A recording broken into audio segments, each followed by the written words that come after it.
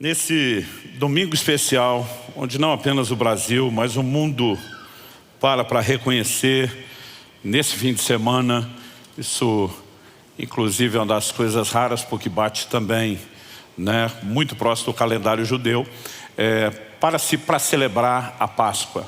A Páscoa no Antigo Testamento era uma figura do que Cristo faria. O apóstolo Paulo escreve aos Coríntios e chama Cristo de o nosso Cordeiro Pascal, E foi justamente no fim de semana dessa figura de redenção que Nosso Senhor tanto morreu como ressuscitou por nós. É muito difícil, num momento como esse, embora a gente seja diariamente, não apenas semanalmente gratos a Deus, é muito difícil não parar para pensar no impacto que isso tem nas nossas vidas. No entanto, eu quero trazer uma abordagem relacionada com o sacrifício que envolve a morte e a ressurreição de Nosso Senhor, um pouco diferente do usual. O que Deus tem me dirigido a compartilhar com vocês terá como texto base Hebreus, capítulo 13, e nós vamos ler juntos dos versículos 11 até o 13. Eu vou ler na Almeida atualizada. O texto diz o seguinte, Hebreus 13, de 11 a 13. Se você puder, acompanhe comigo, por gentileza. O texto sagrado diz assim: pois aqueles animais cujo sangue é trazido para dentro do Santo dos Santos pelo sumo sacerdote, como oblação pelo pecado, tem o corpo queimado fora do acampamento. Por isso foi que também Jesus, para santificar o povo pelo seu próprio sangue, sofreu fora da porta. Se você puder, repita essa expressão comigo, diga fora da porta. Só mais uma vez, com gosto, vontade, tipo aquela que você fica esperando eu pedir a segunda vez. Então vamos lá, fora da porta. Fora da porta. Saiamos, pois, a ele fora do arraial, levando o seu vitupério.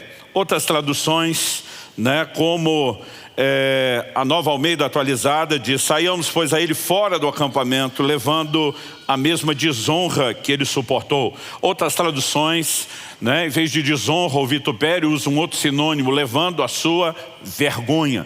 E eu quero tomar esse texto como não apenas nosso ponto de partida, mas também uma espécie de trilho para nossa meditação, para nossa reflexão.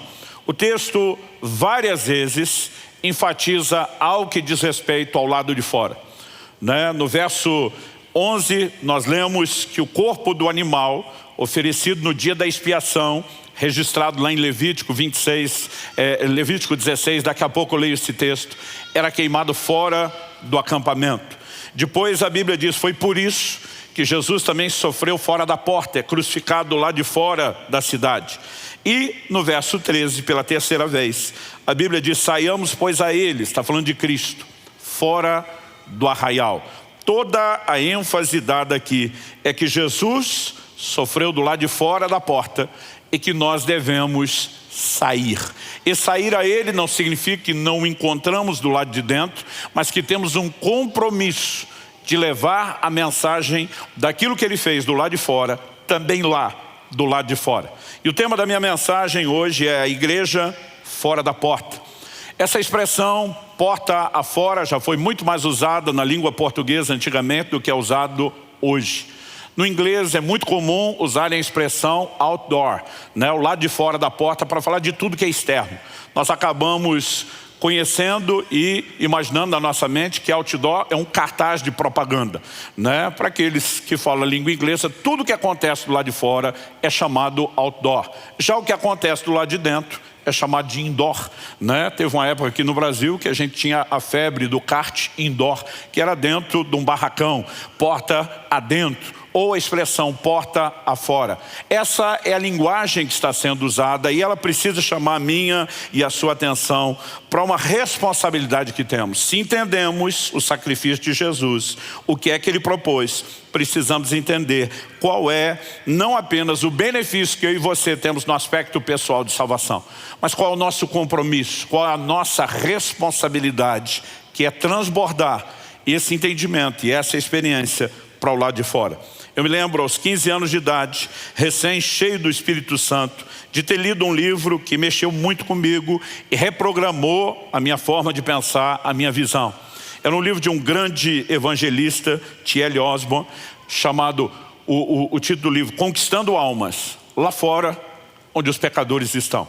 Né? Por mais óbvio que pareça, a ideia do livro era chamar a nossa atenção para o fato de que muitas vezes nós como igreja estamos esperando que o pecador venha até nós, quando a responsabilidade que Deus nos deu é de que nós saiamos até eles. E exatamente disso que o texto fala. E eu queria dividir essas verdades desses versículos em 3 partes.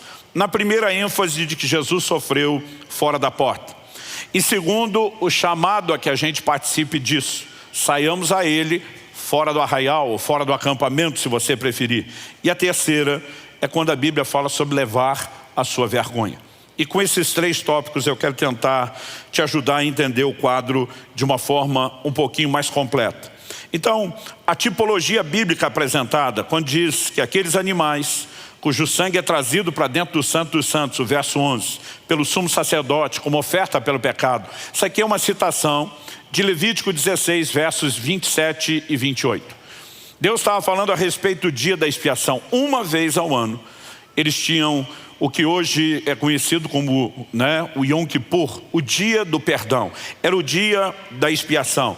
E Levítico 16, 27 e 28 diz assim: mas o novilho e o bode da oferta pelo pecado, cujo sangue foi trazido para fazer expiação no santuário, serão levados para fora do arraial. O couro, a carne e o excremento deles serão queimados. E aquele que queimar lavará suas roupas, banhará seu corpo em água e depois entrará no arraial.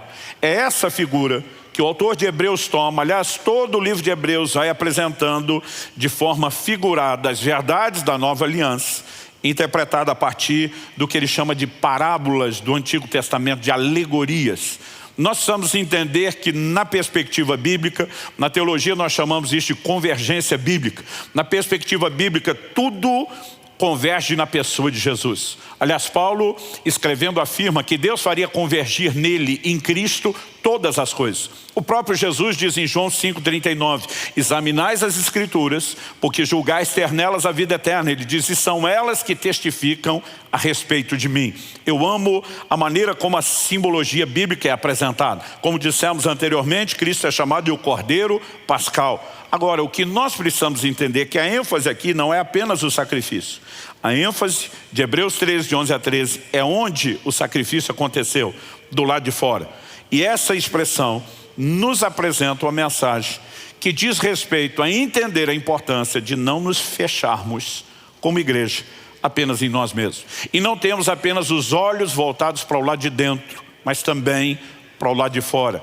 De entendermos a importância de que há edificação do lado de dentro, porta dentro, mas de que há uma missão a ser cumprida do lado de fora, porta fora. Aliás, a gente tem dito sempre que a nossa missão, quando falamos em termos de ministério, de exercício, do serviço, da perspectiva bíblica de serviço, ela tem 3 direções. Aqui a gente fala sobre ministrar ao Senhor, tudo aquilo que é o ministério direto a Deus, oração, adoração, ministrar aos santos, tudo aquilo que diz respeito à edificação, fortalecimento e crescimento, mas também ministrar ao mundo. E nós precisamos entender que não se trata de escolher um ou outro, não se trata de dizer esse é mais importante, porque nenhum desses aspectos, eles são concorrentes, nem divergentes, eles são complementares. Mas o foco é sempre que a gente possa transbordar do lado de fora aquilo que temos recebido do lado de dentro. E a Bíblia vai mexendo nesse assunto, eu diria de forma recorrente, porque Deus sabe do perigo da nossa empolgação com a presença, com a glória que nós temos do lado de dentro, a ponto de nos esquecer as necessidades que existem do lado de fora. Algo que me chama a atenção é quando Jesus está ensinando a palavra, e você percebe claramente isso em 2 momentos, não só o Sermão do Monte, mas logo depois momentos onde o Senhor Jesus segue se dedicando ao ensino, que há uma ocasião em que Jesus para, depois de todo o ensino que ele descarregou, e ele vira para os discípulos e diz assim, passemos para o outro lado. E agora eles vão mudar da margem do lago. Era um lago tão grande que era chamado de Mar da Galileia. E quando ele simplesmente interrompe o ensino e leva os discípulos para outra margem, o que é que nós vemos que vai acontecer do lado de lá? Nós temos pessoas necessitados que precisavam ser atendidos. Nós temos um endemoniado como aquele gadareno precisando ser liberto. E para mim Jesus está falando claramente de dois aspectos que são importantes. Ele diz: vocês precisam de ensino, vocês precisam de instrução, vocês precisam receber o depósito da palavra, vocês têm que estar sentados aos meus pés. Mas é quase como se ele dissesse: nada disso, no entanto, terá importância ou cumprirá plenamente o seu propósito, se não entendemos que depois, no final, o propósito é que a gente descarregue isso na vida dos necessitados do lado de fora. Quando você olha para a transfiguração de Jesus, Mateus capítulo 17 é um desses relatos. A Bíblia diz que ele sobe ao monte para orar, leva alguns dos seus discípulos consigo, Pedro, Tiago e João. E a Bíblia diz que enquanto ele orava, ele se transfigurou diante deles. Eles o veem com roupas resplandecentes. Há uma manifestação da glória de Deus. A Bíblia diz que viram Moisés e Elias, que representa, a lei e os profetas, porque todos os dois, a lei e os profetas, convergiam em Cristo. E eles aparecem falando com Jesus. E Pedro, empolgado, ele simplesmente larga uma e diz: Senhor, vamos fazer 3 tendas. Uma para o Senhor, uma para Moisés, outra para Elias. Nós ficamos no relento. A gente não precisa nem dessa preocupação. Mas quando ele está falando de vamos fazer tenda, ele diz: vamos morar aqui. Não precisamos mais sair daqui. Vamos permanecer nesse lugar. O lugar onde a glória de Deus se manifesta. A Bíblia diz que vem uma voz daquela nuvem de glória que os envolve. E a voz se dirige a Pedro dizendo: esse é meu filho amado, a ele ouvi. Gentilmente a voz está dizendo: cala a boca, Pedro, para de falar, ouça ele, é ele que tem algo a dizer. E o que é que Jesus vai dizer para eles? Nós vamos descer do monte. A proposta de Jesus é nada de morar aqui, porque tudo que estamos experimentando aqui não faz sentido se a gente não for descarregar isso lá embaixo. Então logo eles descem. Há um pai, entre outras pessoas necessitadas, que havia trazido um filho endemoniado, que os discípulos não puderam expulsar. E Jesus chega exatamente no timing correto, na hora certa de resolver o problema. O que esses textos estão nos comunicando? Que eu e você não podemos viver uma empolgação gigantesca com aquilo que temos do lado de dentro e esquecer a importância de descarregar isso do lado de fora. Evangelho de João, no capítulo 4, Jesus está ministrando uma mulher junto ao poço de Jacó, em Sicar, Samaria. E a Bíblia diz que os discípulos chegam e interrompem Jesus. Diz: Senhor, tem que comer. Eles foram à cidade para buscar comida. Eles estão preocupados com outras coisas. Jesus responde: a minha comida é fazer a vontade daquele que me enviou. Em outras palavras, Jesus está dizendo: enquanto vocês estão dando mais importância a outra coisa, eu entendi algo que é mais importante do que o que vocês acham que é. Vocês estão focados apenas nas próprias necessidades, de forma egoísta. Ele diz: eu estou aqui para tocar e suprir a necessidade de outros. É logo depois dessa lição que Jesus, em João 4,35, diz para os discípulos: levantem os olhos e vejam os campos, pois estão brancos. Outras traduções dizem maduros para a colheita. Interessante, se você olhar a frase inteira, Jesus vai falar assim: vocês não dizem que ainda faltam 4 meses até a colheita? Em outras palavras, no natural não tinha campo branco nenhum, porque só estaria desse jeito 4 meses depois. Mas Jesus pega uma figura e diz: esquece agora o natural. Olha além do próprio umbigo. Começa a enxergar a necessidade. Tem gente pronta para ser colhida. A maior parte do tempo, a ênfase bíblica é que eu e você precisamos deixar de olhar apenas para o umbigo, deixar de olhar apenas para o lado de dentro e enxergar a necessidade daqueles que estão do lado de fora. Porque essa dificuldade parece ser um comportamento repetitivo desde o início da história da igreja. Em Atos, no capítulo 1, no verso 8, Jesus fala a respeito de qual era o propósito do derramar do Espírito Santo. Ele diz: recebereis poder ao descer sobre vós o Espírito Santo e sereis minhas testemunhas. Para que ser cheio do Espírito Santo? Não é apenas para que a gente o desfrute, mas é porque Ele nos capacita a cumprir o propósito de ser testemunha. Aonde? Do lado de fora. Ele diz: vocês vão ser minhas testemunhas em Jerusalém, Judeia, Samaria e até os confins da terra. Aí o Espírito Santo é derramado no dia de Pentecostes. Eles até testemunham em Jerusalém, mas ninguém arreda o pé de lá. Ninguém vai a lugar nenhum. O avivamento vem com força para Jerusalém. Outras pessoas estão vindo para Jerusalém, mas os discípulos não estão saindo. E eu costumo dizer que tem um contraste entre Atos 1:8 e Atos 8:1. E não é apenas a mudança da ordem de que número dita o capítulo e qual dita o versículo. É o que vai acontecer. Atos capítulo 8, no verso 1. nos fala a respeito de uma grande perseguição que se levanta contra a igreja. O texto diz assim: naquele dia teve início uma grande perseguição contra a igreja em Jerusalém. Aí a Bíblia diz assim, todos. Nós estamos falando de uma igreja de milhares de pessoas.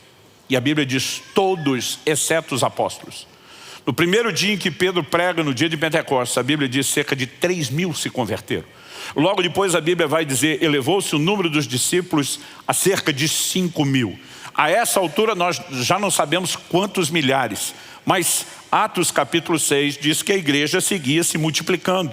Então temos multiplicação em cima dos primeiros números mencionados. E de repente a Bíblia apresenta a ideia de que todos esses milhares e milhares de crentes, exceto os apóstolos, que era um grupo pequeno, foram dispersos pelas regiões da Judéia e Samaria. Por que eles foram dispersos? Versículo 4 diz assim, enquanto isso, os que foram dispersos iam por toda parte pregando a palavra. Foram dispersos porque todo mundo fugiu da perseguição. Basicamente, imagino Deus olhando do céu, dizendo, eu dei a missão, orientei o que era para fazer, enchi vocês do Espírito Santo, capacitei, e vocês não vão por bem? Vou espalhar vocês na marra.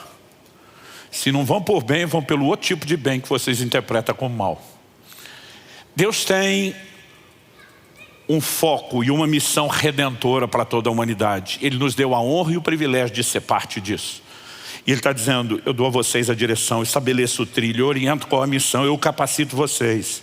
Mas se vocês ainda assim se empolgarem, achando que o avivamento é só para vocês, eu espalho vocês de alguma outra forma. Basicamente o que a gente vê é a mesma empolgação de Pedro no Monte da Transfiguração. Estão curtindo o mover de Deus, a glória, aquele ambiente, mas não saíram cumprir a missão. Interessante que entre esses que fugiram da perseguição está Filipe. Filipe chega em Samaria, prega o evangelho, temos um avivamento, mas até então o que Filipe fez foi missão acidental. Não tem nada intencional, não tem nada planejado. Mas no meio desse mover tremendo, de repente a Bíblia diz no verso 26, que um anjo do Senhor aparece para Filipe e diz, vaza. Some daqui, deixa o lugar do avivamento.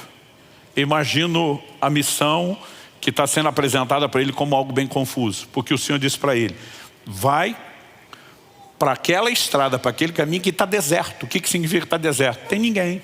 Larga esse mover todo, esse monte de gente sendo salva, curada, liberta, batizado nas águas, cheio do Espírito Santo, e vai para o lugar que não tem ninguém. Como nada do que Deus diz é sem propósito, Filipe obedece. E quando ele obedece, chega lá, daqui a pouco tem um viajante passando. A Bíblia fala de um eunuco, um etíope, que era um alto oficial da rainha da Etiópia.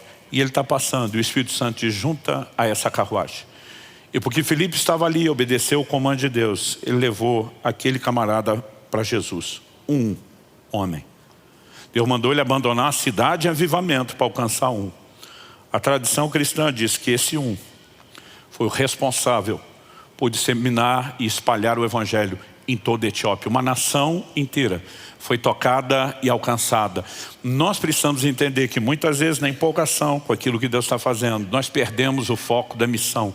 E o tempo todo eu e você estamos sendo chamados a entender que assim como Jesus sofreu fora da porta, nós temos uma missão. Qual é a missão? A segunda parte que eu quero destacar, que é um desdobramento, uma expansão da primeira, é que a Bíblia diz assim, saiamos a Ele fora do acampamento, fora do arraial. O que é o saiamos a Ele? Não significa que Jesus está pendurado na cruz do lado de fora até hoje. Embora numa perspectiva prática, precisamos entender que quando Paulo diz, estou crucificado com Cristo, ele não está falando de algo literal, mas ele obviamente está pegando aquela realidade, algo que aconteceu, que em termos históricos, na cronologia já ficou no passado, e ele trata como ainda está lá. E a Bíblia está dizendo que eu e você temos que sair a Ele. Não é um sair para experimentar os benefícios. É sair para se unir a Ele nessa missão de vamos alcançar os que estão do lado de fora. Porque se permanecemos apenas do lado de dentro, não alcançaremos os que estão do lado de fora. Aliás, o texto diz, saiamos a Ele levando a sua vergonha. Daqui a pouco eu vou explicar melhor isso. Mas o levar a sua vergonha é participar com Ele daquilo que Ele começou. É levar a cabo a obra que Ele iniciou. A palavra de Deus diz que, o próprio Jesus diz isso aos seus discípulos, a palavra de Deus registra que eu e você somos luz do mundo. Mas algumas vezes a gente passa a acreditar que a gente é luz da igreja. E a gente quer ficar aceso, escondido do lado de dentro, em vez de estar brilhando do lado de fora. Jesus disse, nós somos o sal da terra. E às vezes a gente imagina que tem que ser o sal da igreja. Mas ele diz não. É para ser, como disse alguém, sal fora do saleiro. Então, muitas vezes eu percebo uma mentalidade errada e deficiente que nós temos de confundir aspectos da santificação com a nossa missão. Eu, por exemplo, sou parte de uma geração que quando as pessoas se convertiam, a primeira coisa que a gente fazia era arrancá-la de todo o relacionamento com os amigos e os familiares que não eram crentes. Porque a gente dizia, você tem que se separar, você tem que ser santo. E a gente dizia, a palavra eclésia, que é a expressão no grego traduzida como igreja, significa os chamados para fora. Então sai do meio dessa turma, se isola. De fato a palavra eclésia é uma combinação, um jogo de palavras que significa chamar para fora. Mas era usada para falar de qualquer assembleia, de qualquer ajuntamento, onde as pessoas recebiam a convocação para sair das suas casas e se reunir para discutir algo em conjunto. Agora isso não significa, na perspectiva bíblica, sob hipótese nenhuma, que a gente se isola, que a gente desconecta-se das pessoas. Aliás, quando você olha na Bíblia, as pessoas que têm mais acesso, normalmente são aqueles recém-convertidos. Porque a maior parte das pessoas do relacionamento deles ainda são pessoas que não se converteram e que não servem a Deus. E muitas vezes nós tiramos essa pessoa para dizer que nós precisamos fortalecê-la, que ela tem que ser edificada, para depois de muito tempo, quando a gente diz agora está maduro, a gente tentar mandá-la de volta para aquele lugar como missionário, depois que ela perdeu toda a conexão com as pessoas. Pastor, a Bíblia não fala de separar? Sim, a Bíblia fala de separar não do convívio com incrédulos. A Bíblia fala a respeito de separar-se do que a Escritura chama de falsos irmãos. Em 1 Coríntios, no capítulo 5, a partir do verso 9, o apóstolo Paulo diz assim, interessante, que ele está falando aqui do contexto da Páscoa. Ele chama no versículo 7 Jesus de o nosso Cordeiro Pascal. No 8 ele fala de celebrar a festa. A festa da Páscoa era acompanhada de uma semana, 7 dias de celebração do que era uma festa complementar, chamada Festa dos Pães Asmos. Todo o fermento era tirado. O fermento é a figura do pecado. Então Paulo diz no verso 8, por isso celebremos a festa não com o velho fermento, nem com o fermento do mal e da maldade, mas com o pão sem fermento, o pão da sinceridade e da verdade. Ele está falando que a festa da Páscoa se celebra com uma vida de santificação, honrando Jesus e o sacrifício pelos pecados. Aí ele emenda o raciocínio e diz assim, na outra carta, já escrevi a vocês que não se associassem com os impuros. Verso 9 de 1 Coríntios 5. Agora no 10 ele explica, refiro-me com isso, não propriamente aos impuros desse mundo, aos avarentos, ladrões ou idólatras, pois nesse caso vocês teriam de sair do mundo. Verso 11, mas agora escrevo a vocês que não se associem com alguém que, dizendo-se irmão, for devasso, avarento ou idólatra, maldizente, bêbado ou ladrão, nem mesmo comam com alguém assim.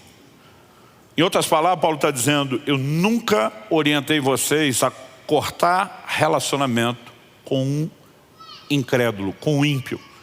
Ele está dizendo, eu orientei vocês a cortar relacionamento com aquele que dizendo-se irmão, que alegando conversão nunca mudou de vida.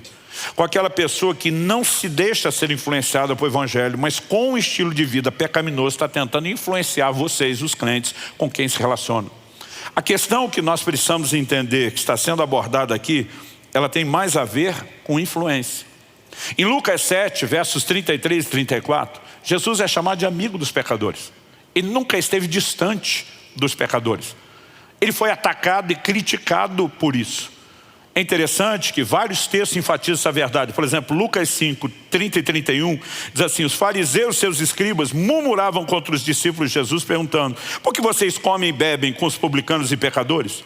Jesus tomou a palavra e disse, os sãos não precisam de médico, e sim os doentes. Não vim chamar justos, e sim pecadores ao arrependimento. Em Lucas capítulo 15, verso 1 e 2, a Bíblia diz assim, aproximavam-se de Jesus todos os publicanos e pecadores para o ouvir. Os fariseus e os escribas murmuravam dizendo, esse recebe pecadores e come com eles. Era gente tão, entre aspas, tão santa, que não tinha conexão nenhuma com aqueles que precisavam de arrependimento. O ponto que nós precisamos entender é influência. Jesus está no meio dos pecadores, está influenciando eles com o evangelho? Sim, essa conexão tem que ser usada. Alguém se diz irmão, alega ter saído de lá, está no nosso meio, mas vive uma vida de religiosidade, com o coração blindado contra o evangelho, defendendo a prática do pecado, não se permite ser influenciado e pode ser uma má influência. Aí a Bíblia diz, lima esse fora do relacionamento, esse você nem come com ele. Mas enquanto há receptividade por parte de qualquer gente impura, para que você os toque, a Bíblia está dizendo que essas conexões têm que ser usadas. Há pouco tempo compartilhei com vocês aqui uma mensagem titulada Pescando com Redes, e falamos do poder dos relacionamentos na pregação do evangelho.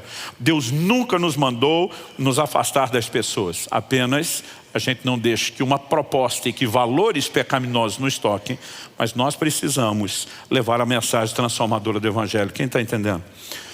A visão de serviço e ministério dentro da igreja muitas vezes vem sendo mal entendida e compreendida. Eu sei que a gente tem o ajuntamento dos santos, seja as nossas reuniões públicas, os cultos, ou as reuniões que temos nas casas, que chamamos de células. E obviamente existe um ministério ao Senhor, existe um ministério aos santos, que envolve fortalecimento, edificação. Mas nós precisamos entender que serviço e ministério não é só aquilo que fazemos para Deus e entre nós. Uma das perspectivas bíblicas de ministério é o que fazemos para o lado de fora. Então eu louvo a Deus por esse exército que nós temos, desde voluntários que ajudam em todas as áreas de funcionamento dos nossos cultos e reuniões, áreas, que muitas vezes as pessoas nem param para perceber a importância e o valor que tem. Esse exército de gente nós temos trabalhando naquilo que alguns vão dizer, não, isso aqui é mais espiritual, como louvor e adoração, os líderes de célula, o cuidado que a gente tem com as pessoas por meio aí, não só dos líderes, dos supervisores, coordenadores, como eu disse, é um verdadeiro exército. Mas apesar de tudo isso ser importante, a gente ser muito grato por tudo que faz, nós precisamos entender que isso não define a nossa missão. Isso é apenas uma parte dela. Porque a outra parte diz respeito ao que nós vamos fazer do lado de fora, ao que acontece no dia a dia, não nos cultos. A sua capacidade de poder levar o evangelho a gente que talvez não pisaria aqui se não enxergasse em você o diferencial da luz de Cristo sendo resplandecida. De vez em quando a gente recebe gente já vem convertida, consolidada na fé, com aquela visão de serviço. E uma das primeiras perguntas, eu já respondi isso para muita gente aqui. Pastor, o que eu posso fazer para ajudar? Como que eu posso servir? Eu digo, olha, o que eu mais espero de você é que você ganhe almas e ajude a cuidar delas. Porque muitas vezes as pessoas estão pensando só no que pode ser feito do lado de dentro. A gente tem isso, mas a gente também tem aquilo que precisa acontecer do lado de fora. E Deus vai levantar pessoas que nunca estarão, por exemplo, no ministério em tempo integral. Mas isso não significa que elas não tenham ministério.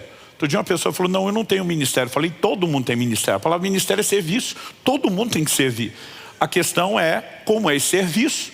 Quando você olha, por exemplo, um José fazendo diferença no Egito, mas lá na corte e não dentro de um templo e dentro de um culto, você vai entender que aquilo é uma missão. Quando você vê um Daniel fazendo diferença dentro da corte, como um funcionário público de alto escalão, você precisa entender que aquilo é parte da missão.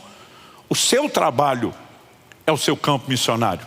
Aliás, eu gosto quando no livro de Joel Deus está dizendo, suscitai os valentes, proclamem uma guerra santa. Ele está chamando o seu povo. Aí diz assim, façam espadas e lanças das vossas relhas e podadeiras.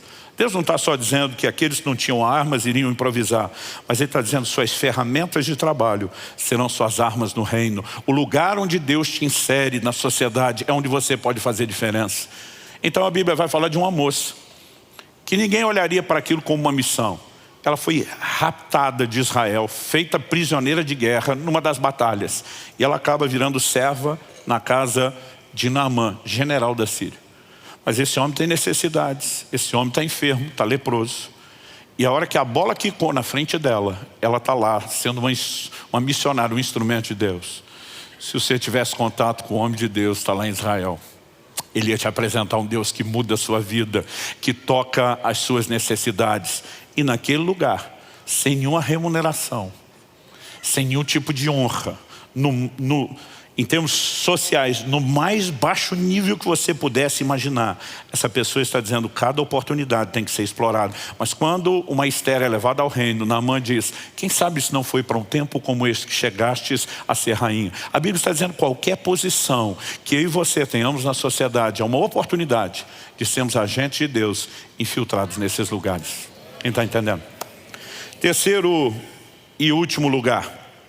A Bíblia fala não apenas que Jesus sofreu fora da porta, fala não só que temos que sair a Ele fora do acampamento ou do arraial, mas também diz que nós temos que levar a sua vergonha, seu vitupério, sua desonra. O que significa isso? A própria crucificação era uma grande vergonha e desonra, porque quem era crucificado? Os criminosos. Eram pessoas que haviam sido condenados à morte pelos seus crimes. E quando Jesus é tratado dessa forma, ele obviamente está sendo humilhado, desonrado e envergonhado. É lógico que ele está sofrendo o que eu e você deveríamos sofrer pelos nossos pecados, mas é inegável que o que ele passa envolve esse lugar de vergonha. Se você pensa numa sociedade moderna, onde as pessoas passaram a ter um estilo de vida de usar muito pouca roupa, você não consegue entender a vergonha que era para a época. Alguém ia à cruz tão despido como ia. Então há várias perspectivas para dizer que o que Cristo passou foi uma grande vergonha. Mas acho interessante que o autor de Hebreus, pelo Espírito Santo, está dizendo, nós temos que sair a Ele para levar a sua vergonha, carregar conosco a sua vergonha. Do que a Bíblia está falando? Eu creio que Paulo sabia exatamente o que significava essa declaração de Hebreus, quando lá em Romanos, no capítulo 1, no verso 16, ele faz a seguinte declaração, pois não me envergonho do Evangelho, porque é o poder de Deus para a salvação de todo aquele que crê, primeiro do judeu e também do grego. Mas peraí, pastor, é para levar a vergonha ou é para não ter vergonha? A Bíblia não se contradiz. Quando a Bíblia diz que nós temos que sair aí levando a sua vergonha, é como os outros nos tratam. Para eles isso é vergonha, para nós isso é honra. Cristo foi envergonhado na perspectiva dos outros. Quando ele se dispõe a fazer isso por mim e por você, ele está dizendo, isso é uma honra e um privilégio. É parte de uma missão redentora. Quem está entendendo? À medida que entendemos e compreendemos essas verdades, nós precisamos saber que Deus está dizendo que nós temos que levar vergonha, porque muitas vezes é a mentalidade que teremos. Por que tantos crentes não compartilham a sua fé? Gente, eu durante muito tempo, eu fui parte do SSC, para quem não sabe, é o Serviço Secreto Cristão. É aquele crente com uma identidade tão secreta que às vezes nem ele sabe o que ele é. De tão secreto, é secreto até para ele. Eu morria de vergonha. Por quê? Eu me lembro de uma época onde o Evangelho não tinha a popularidade de hoje. O que às vezes, se por um lado me empolga, por outro me assusta. Porque eu me lembro de quando saía para ir para a igreja. E a gente tinha... a caminhada que para nós adolescentes era da vergonha, não com isso você pensou, mas era sair de casa ao ponto de ônibus com a família no domingo para ir para a igreja. Eu muitas vezes já sabia que os amigos iam começar a gozação. Eu botava a Bíblia para dentro da calça, cobria com a camisa do lado de fora para que eles não vissem eu com Bíblia, mas não tinha jeito. Papai saía vestido de crente com a Bíblia debaixo do braço, desfilando com a família, eles sabiam que era hora de ir para o culto. Aí começava alguns a dizer, Pai de Deus, irmão. Pai do Senhor, ô Bíblia, glória a Deus, aleluia, ora por mim. E era toda aquela provocação. Eu não sabia onde enfiar a cara, eu morria de vergonha. Eu me lembro quando na pré-adolescência, um dia alguém na escola descobriu que eu era crente. Eu fiquei apavorado, porque tipo assim, acabou meu segredo. Agora vão começar a gozação toda. E eu fiz questão de explicar, não, mas eu não sou da igreja de fulano. Fulano era da igreja assim, daquela do regime talibã. Só a boca, tentando dizer, o nosso é um pouquinho melhor. Não é tipo assim, não me zoe tanto como vocês zoariam ele. Até que aos 15 anos de idade eu fui cheio do Espírito Santo. E é aqui que tudo muda. É por isso que Jesus diz, recebereis poder ao descer sobre vós o Espírito Santo, sereis testemunhas. Sabe o que ele está dizendo? Eu não quero ninguém lá tentando falar de mim com vergonha. Eu quero gente que dê a cara a tapa, eu quero gente que saia com ousadia, eu quero gente que encare o que vier, qualquer zombação, qualquer escárnio, qualquer provocação e até mesmo perseguição. Porque ele sabia que a gente não seria necessariamente bem recepcionado. Jesus, quando envia os seus discípulos, ele diz, ei, presta atenção. O discípulo não é maior do que o mestre. Ele disse: se me chamaram de Beelzebu, que era o maioral dos demônios, traduzindo, Jesus está dizendo: se me esculhambaram, vão esculhambar vocês. Em outras palavras, eu e você não temos o direito de ter uma expectativa de que a gente não vai receber provocação, afronta, xingamento, perseguição, zombaria, sermos ignorados. Mas a Bíblia está dizendo que nossa missão é levar a sua vergonha. É isso que eles pensam de nós, é assim que vão nos tratar. Nós vamos enfrentar. Em Hebreus, no capítulo 11, no verso 26, falando de Moisés, a Bíblia diz assim: ele entendeu que ser desprezado por causa de Cristo era uma riqueza maior do que os tesouros do Egito, porque contemplava a recompensa. Eu acho interessante essa declaração, porque quando você olha para a história de Moisés, não existe a revelação de Cristo, nada disso com clareza. A Bíblia só está dizendo que ele simplesmente se recusou a ser chamado, de filho da filha de Faraó. Está no verso 24.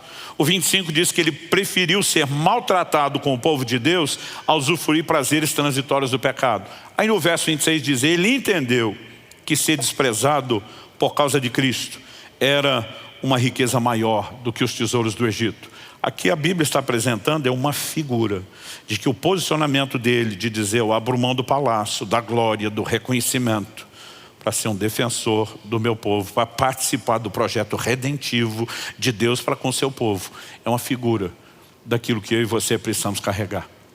Muitas vezes nós ficamos pensando, que vale a pena se proteger, se poupar, não ser exposto. A Bíblia diz: a maior riqueza que ele podia ter não era os tesouros, usufruir dos tesouros do Egito, era enfrentar a vergonha que ele poderia passar por causa de Cristo.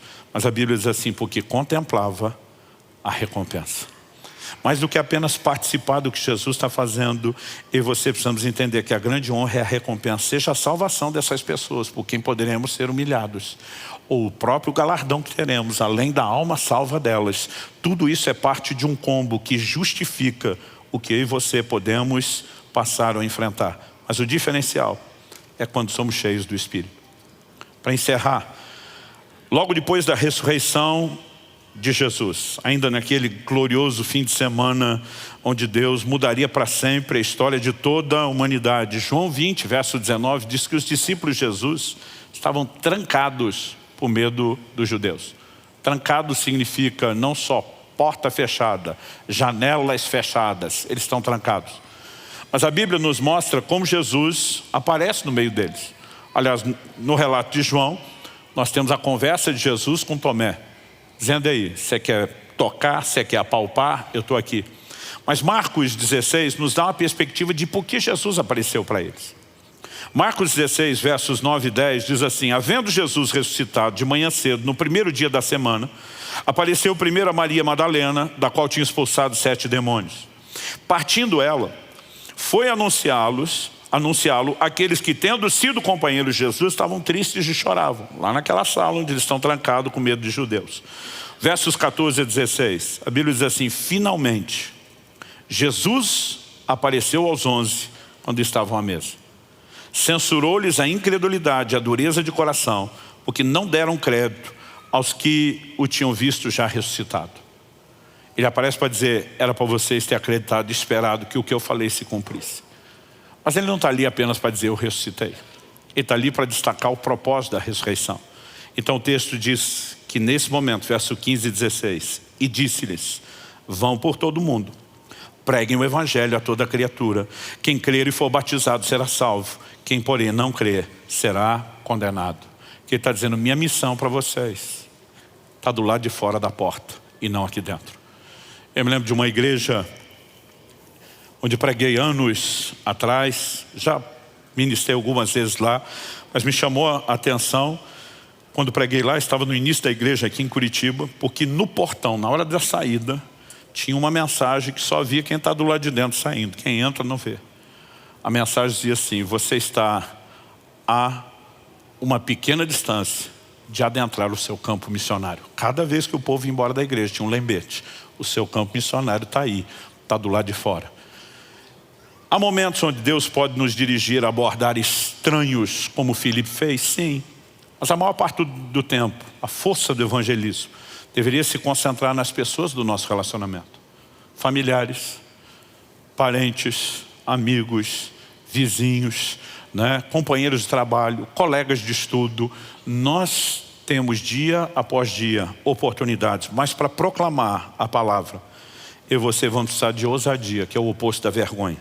E essa vem somente do poder do Espírito Santo. Atos 1:8, recebereis poder ao descer sobre vós o Espírito Santo. Eu me lembro quando eu fui cheio do Espírito Santo e eu dei baixa do SSC, o Serviço Secreto Cristão. Eu fui para a linha de frente. Eu falei, agora todo mundo vai saber que eu sou crente. Eu ia para o trabalho, eu pegava a Bíblia, eu comprei a maior Bíblia, a maior e a mais larga que podia, eu levava comigo. Meu pai dizia, por que você vai levar? Você nem tem tempo de ler no trabalho. Eu dizia, mas vou deixar em cima da mesa para todo mundo saber que eu sou crente. Agora eu quero que ela crie uma oportunidade de conversa. Eu quero é que alguém me provoque. Eu quero é que alguém zombe de mim. Eu quero é que deixe a bola quicando na minha frente. Eu surtei, enlouqueci. Porque essa ousadia não vem de você. Ela é fruto do enchimento do Espírito Santo. Mas os meus discípulos são transformados depois de Pentecostes. E deixam de ser os medrosos, estão trancados. E agora entende que a missão é do lado de fora. Atos capítulo 2 fala de como eles foram cheios do Espírito. 2:3 mostra eles pregando, evangelizando. O 4 mostra que eles são presos por pregar o evangelho. E quando saem da prisão, Atos 4, de 29 a 31, mostra eles orando, porque quando saíram da prisão foram proibidos de pregar o nome de Jesus. E eles se reúnem e oram, e a Bíblia diz que eles oraram assim, Atos 4, 29 a 31, agora Senhor, olha para as ameaças deles e concede aos teus servos que anuncie a tua palavra com toda a ousadia, enquanto estendes a tua mão para fazer curas, sinais, prodígios, por meio do nome do teu santo servo Jesus. Tendo eles orado, tremeu o lugar onde estavam reunidos e todos ficaram cheios do Espírito Santo e com ousadia anunciavam a palavra de Deus. Enchimento do Espírito na vida do crente tem que ser ato contínuo. Não é uma experiência para você dizer, lá no passado, há tanto tempo, o Senhor disse aos 15 anos, sim, começou. Mas eu descobri com Atos 4, que eu e você temos que dar manutenção nesse enchimento. Em Efésios, no capítulo 5, no verso 18, a Bíblia diz, não vos embriagueis com vinho no qual há dissolução, mas enchei-vos do Espírito. A conjugação dessa palavra, desse verbo, enchei-vos, no original grego, de acordo com os estudiosos, ela está no tempo contínuo. Nós não temos um equivalente na língua portuguesa. O que nós temos chega perto, é parecido, é o gerúndio. Então quando a gente diz, fulano está andando, você sabe que aquela atividade está em execução. Quando diz, Luciano está pregando, você sabe que ele está fazendo isso naquele momento. Não quer dizer que estava fazendo antes e não tem garantia de que continuará a fazer depois. Mas no grego eles têm um tempo contínuo. Se fosse traduzido ao pé da letra, era mais ou menos o seguinte, encha-se, continue a se encher e não pare nunca de se encher do Espírito Santo. Então dia alguém falou, pastor, por que a gente tem que continuar se enchendo? Eu falei, porque a gente tem vazamento.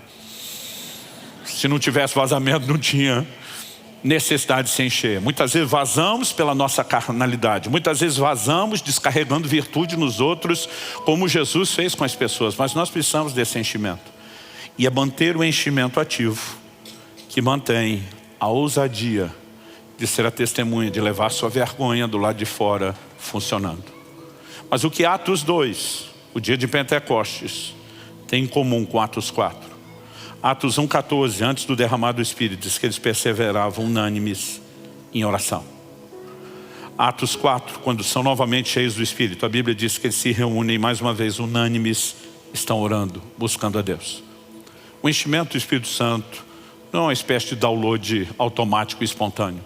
Ele precisa ser causado, ele precisa ser provocado. E aí você precisamos entender a importância de entrar em Deus e nesse lugar da oração. Não apenas orar de uma forma geral por tudo, não apenas orar pelas nossas necessidades, mas orar para que Ele cumpra a sua promessa de nos encher do Espírito, de nos fazer testemunhas. Eles oravam especificamente, permita que a gente anuncie a Tua palavra com toda ousadia. E você precisamos orar pelas pessoas pelas quais temos a responsabilidade de testemunhar. Precisamos orar para que Deus nos dê todas as ferramentas e possamos cumprir a nossa missão com recursos sobrenaturais. Paulo pede oração aos Efésios, diz: orai por mim, irmãos, para que me seja dada a palavra e que no abrir da minha boca eu faça como convém fazer. Existe muita oração específica, mas é nesse ambiente de rendição ao Senhor que o enchimento do Espírito vem e a ousadia transborda. Deus me deu o privilégio de caminhar perto de muita gente doida, logo no início do desenvolvimento da vida cristã. Eu lembro de uma reunião de oração que nós tínhamos toda semana, e quando estávamos orando, sempre, só naquele dia da semana, o telefone tocava sem parar, a gente atendia, era sempre engano. Um dia um que estava no nosso meio desses doidos falou: eu resolvo esse problema. Ele falou assim: Satanás quer atrapalhar a nossa reunião, porque o dono da casa diz que nunca tem engano, só tem no dia e no horário da reunião de oração. Ele diz: deixa comigo, quem atende sou eu. Eu fiquei com medo de que ele fosse ser mal criado. Daqui a pouco o telefone toca, ele atende, ele diz: não é aqui. Não, senhor, não foi engano. A divina providência fez com que seu telefonema caísse aqui, para que você ouvisse a respeito de Jesus. E depois dele pregar para os 3 primeiros enganos, nunca mais o telefone tocou. Eu ficava pensando, existe uma forma diferente de lidar com as situações. Conheci um outro que havia uma confusão no aeroporto por causa de um voo cancelado, ninguém falava nada, todo mundo reclamando, brigando. Ele subiu em cima do balcão da companhia aérea, começou a gritar: todo mundo quer do voo tal, eu quero explicar para vocês o motivo do cancelamento. Todo mundo chegou, queria uma explicação. Ele diz: qual é a explicação da companhia aérea? Eu não sei, mas o Deus da divina providência permitiu esse momento para que você escutasse o evangelho. Não vai embora. Comecei a andar perto de uma turma doida, que orava com a turma na rua. E sabe, não adianta você tentar imitar, porque você vai descobrir que alguma coisa dentro de você te trava, menos que você tem o recurso sobrenatural da ousadia. E quando a gente é alimentado por esse poder que provém daquele lugar de oração, tudo muda. Esse domingo especial de Páscoa, lembrando que Paulo diz em 2 Coríntios 5,14, o amor de Cristo nos constrange. E diz, julgando nós isso: um morreu por todos, logo todos morreram. E os que agora vivem, porque ele morreu por nós, não podem mais viver para si. Uma das nossas grandes respostas de gratidão a Ele não é só dizer obrigado, não é apenas cantar em adoração, é dizer: eis-me aqui, envia-me a mim. É dizer: eu vou levar a sua vergonha lá fora, eu vou me unir ao Senhor, eu vou ser parte dessa sua missão extraordinária, desse plano redentor de salvar o globo, para que toda criatura possa ouvir o Evangelho. Você recebe essa palavra? Feche seus olhos por um instante. Senhor, eu oro por cada um dos meus irmãos e irmãs nesse lugar e por aqueles que nos acompanham à distância, seja a transmissão ao vivo ou posteriormente ao assistirem essa mensagem gravada. Eu oro que o Teu Espírito nos permita, mais do que alinhar a nossa mente com a doutrina bíblica, que coloca a igreja do lado de fora da porta para cumprir sua missão de maneira completa. Eu oro que o Senhor traga despertamento. Eu oro que o Senhor fortaleça pelo Teu Espírito, o Espírito da verdade, a consciência dessas verdades da Tua palavra em nós. Eu oro que sejamos provocados a esse lugar e ambiente de oração e rendição, onde somos cheios do Espírito, onde recebemos os recursos sobrenaturais, que nos ajudam a entender não apenas que Cristo sofreu fora da porta, mas que nós também temos que sair a Ele fora do acampamento e levar a sua vergonha. Eu oro e clamo em nome de Jesus, que o Senhor nos leve a um lugar de entendimento e resposta, onde possamos, como nunca antes, viver plenamente o cumprimento dessa missão. Nós oramos em nome de Jesus. Em nome de Jesus. Se você crê e concorda, diga amém.